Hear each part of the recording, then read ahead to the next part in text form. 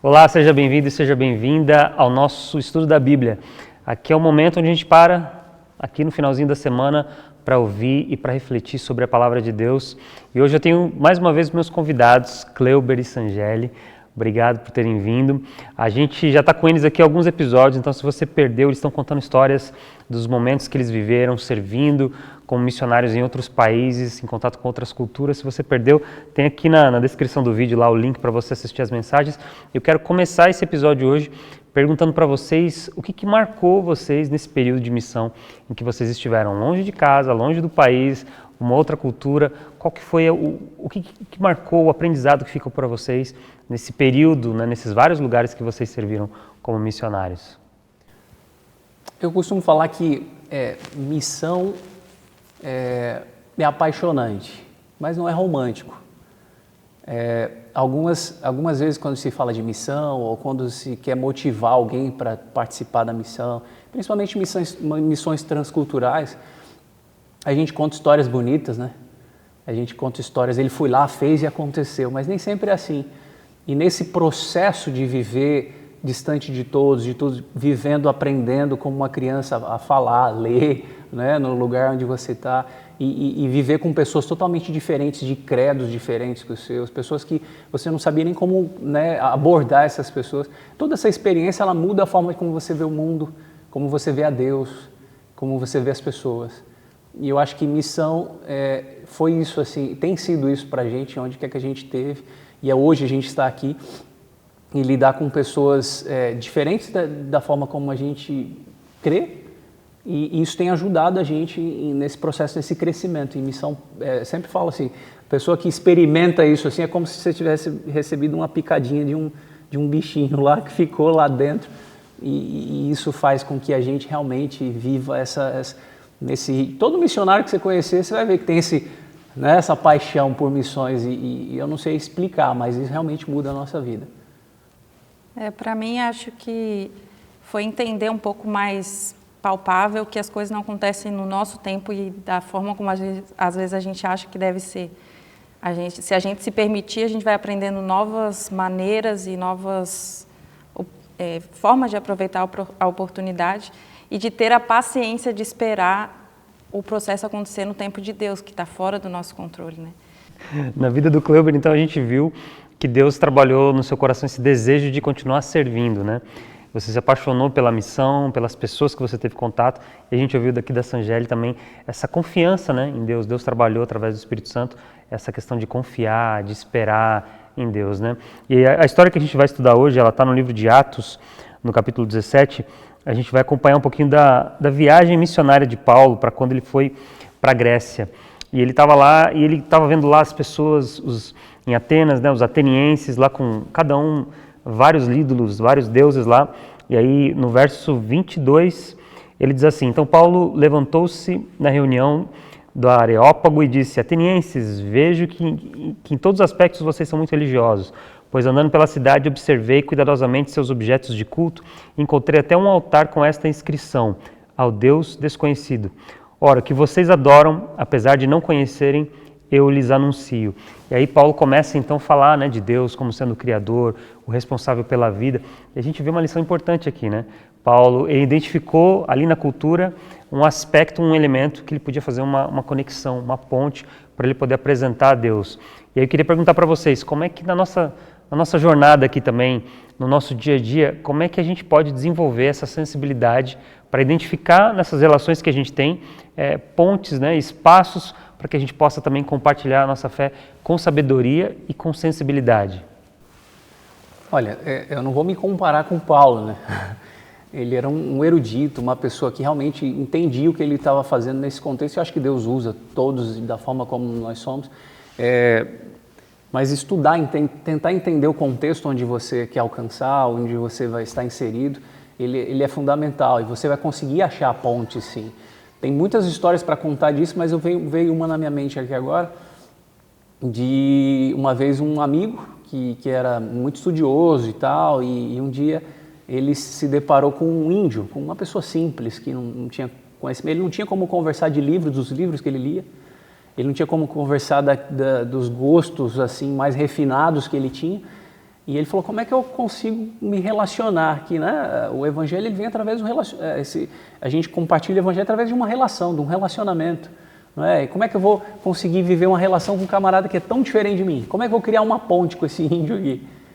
E ele começou a se interessar por pescar. Aprendeu, tomou umas aulinhas ali do índio lá e os dois começaram a pescar juntos. E na hora da pescaria tem que ficar calado.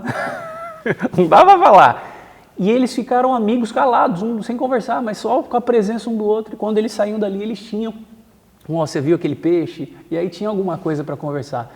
A gente teve numa cultura asiática, e na cultura asiática você sabe que eles usam os ideogramas, né?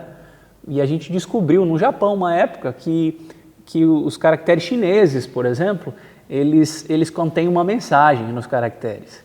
E eu falei, nossa, mas todo mundo sabe disso, né? Porque, por exemplo, o caractere para barco é um caractere que ele é dividido em 3 caracteres que formam uma única palavra, que é um barquinho pequeno, o numeral 8 e o caractere para pessoas. Eles juntos, esses 3, trazem uma história de 8 pessoas num barco. E eu falei, de onde que eles tiraram isso? Aí quando você vai lá atrás, você começa a entender, isso aqui é uma menção a Noé, já é uma ponte de contato para aquela cultura, para se poder ter algo para conversar e levar algo para a palavra de Deus. Que interessante, que interessante. E Sangeli, quando a gente fala sobre evangelho e testemunhar e falar do amor de Deus, o fundamento do evangelho é o sacrifício de Jesus Cristo na cruz do Calvário. Mas muitas vezes, no momento de apresentar o evangelho ou de compartilhar a nossa fé, a gente apresenta, né, algo tão complexo, né, que às vezes fica até difícil para a pessoa se interessar, né? Então, qual a importância da gente tentar trazer o evangelho de forma simples, clara, tendo em mente essa questão do sacrifício de Jesus?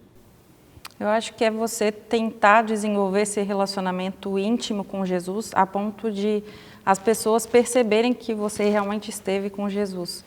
E isso vai se tornar algo simples e uma forma mais natural, né? Natural de você apresentar quem é Jesus para ela. Jesus é o meu amigo, é alguém que eu me relaciono todos os dias, é dele que vem a minha sabedoria, a minha paciência e tudo que eu peço. E acho que trazer essa leveza e de saber assim, que é com ele que a gente pode contar e com ele que a gente pode resolver os problemas e buscar as soluções também. E é isso, inclusive, né, que está em 1 Coríntios, se você puder ler para a gente, capítulo 2, verso 2, a gente focar, né, em Jesus Cristo crucificado, na morte de Jesus. Em 1 Coríntios 2, 2 diz, pois decidi nada saber entre vocês, a não ser Jesus Cristo e este crucificado. A importância, né, da gente apresentar o Evangelho na sua essência, né, tentar simplificar, ao invés de trazer toda uma complexidade, especialmente quando é o primeiro contato, né? Muitas vezes a gente, nessa disposição excessiva que a gente tem, às vezes, de compartilhar, a gente acaba passando, como é que é aquele ditado, passando os carros na frente dos bois, né? Então, de fato, gostei do que você falou, se você tem uma relação tão próxima, íntima com Jesus, quando você se aproxima de outra pessoa também, essa relação, ela é natural e a pessoa acaba reconhecendo em você e vendo em você o amor de Jesus Cristo através da cruz do Calvário, né? E Cleuber, a gente vê na Bíblia e na experiência de Paulo, né, esse contato que ele teve com outros povos que tinham outros deuses e muitas vezes esses deuses eram referências a astros ou até animais. E ao longo da Bíblia a gente vê também outros povos se relacionando com esses ídolos. E isso não é muito distante da gente, né? A gente não tem hoje nas ruas aí ídolos, esculturas e tal, mas na nossa vida muitas vezes a gente tem coisas, pessoas, situações, elementos que tomam o lugar de Deus, né? O nosso tempo, o nosso recurso, a nossa devoção. A pergunta é essa aqui, como é que a gente então hoje, a gente se aproximando de Deus, como é que a gente evita colocar no lugar de Deus outras coisas que às vezes tomam o nosso tempo e a nossa devoção? Olha, eu falo assim, a gente, ser humano, vive nesse contexto como todo mundo e também vive as mesmas lutas de todos, a correria, trabalho, né, escola, enfim, uma série de outras coisas. E a gente começa assim a pensar, né, por exemplo, eu lembro da história de Maria e Marta, né? Quando Jesus olha para ela, a gente na correria da vida, andando que nem Marta, ele fala assim, para Maria, né? Ela escolheu a melhor parte e de maneira nenhuma vai ser tirada dela. Eu acho que quando a gente para fazer o balanço, pelo menos uma vez por dia a gente faz o nosso culto familiar. E nesse momento do culto a gente faz o balanço, a gente está indo na direção correta como família. E eu acho que cada um de nós também deve fazer isso no particular, pensar, será que algo está tomando o lugar de Deus na minha vida? Às vezes o tempo que eu gasto com as redes sociais, às vezes o tempo que eu gasto com um hobby específico, enfim, a gente tem que fazer esse balanço e começar a pensar, né, essa reflexão, gastar tempo refletindo, será que algo tem tomado o lugar de Deus na minha vida? Porque se tem tomado, as coisas não vão bem. E isso a gente começa a perceber, né, na nossa experiência, a gente começa, algo tem tomado o lugar de Deus na nossa vida, no nosso casamento, na nossa família, e a gente tem que voltar para o caminho certo. Vivendo nesse mundo, a gente vai correr essas tentações. Culturas específicas ainda têm essas coisas de adorar a lua e tal, mas a gente tem sim vivido nesse mundo e vivido sobre essa tentação também, de que coisas tomem o lugar de Deus na nossa vida. Sangeli, para a gente encerrar aqui, deixa uma dica para quem está assistindo esse vídeo de como a gente pode ter a nossa vida e a nossa devoção centrada em Deus, tentando não ter essas distrações, né, que muitas vezes tiram o nosso tempo, a nossa energia e os nossos recursos e acabam mexendo com a nossa prioridade. Eu acho que uma das formas é você tentar levar Deus contigo por o dia todo. Às vezes a gente reserva 1 hora, aquela meia hora e fala, Senhor, só tem esse tempinho aqui e pronto, acabou, como se tivesse riscado aquele item da lista e bora para as próximas tarefas. Na verdade, Jesus pode ir contigo em tudo que você tem para fazer. E isso vai te trazer mais confiança e paz nesse processo de cumprir o restante das tarefas. Eu acho que essa é uma boa saída, assim, para você não ficar limitado a um tempinho curtinho e também o fato de, às vezes, não ter conseguido naquele tempo trazer a frustração e desânimo para continuar em frente. Então, essa seria uma... Ótima dica, obrigado. E obrigado vocês pela participação. Vocês estiveram com a gente aqui por 3 episódios. A gente agradece muito vocês e agradece você também que tem assistido esse vídeo. Se você tem alguma pergunta, alguma dúvida sobre aquilo que a gente estudou ou sobre algum outro assunto na Bíblia, deixa aqui nos comentários ou manda para a gente uma mensagem. E a gente está aqui no estado de Michigan, na cidade de St. Joseph. O nosso endereço é 2929 Niles Road, em St. Joseph, na cidade, no estado de Michigan, e aos sábados, todo sábado, toda semana, às 11h30, a gente se encontra aqui presencialmente e a gente compartilha também a Palavra de Deus, a gente estuda junto e passa tempo juntos aqui também, em comunhão, um tempo precioso, compartilhando aquilo que Deus tem feito nas nossas vidas e você também está convidado para participar desse momento com a gente. Eu vou pedir de novo agora, vou pedir dessa vez para a Sangeli encerrar com a gente aqui, encerrar para a gente esse momento com uma oração. Querido Deus, nós agradecemos pela oportunidade de gastarmos esses minutos refletindo sobre esses assuntos tão pertinentes para o nosso dia a dia, para o nosso bem-estar e que o Senhor nos ajude na nossa caminhada e especialmente a reservarmos mais tempo de comunhão contigo, que é da onde a gente busca forças e sabedoria para lidar com as demais situações. E que o teu amor complete em nós aquilo que nos falta e que a gente transborde isso para as pessoas também ao nosso redor. Amém. Nós pedimos em nome de Jesus. Amém. Amém.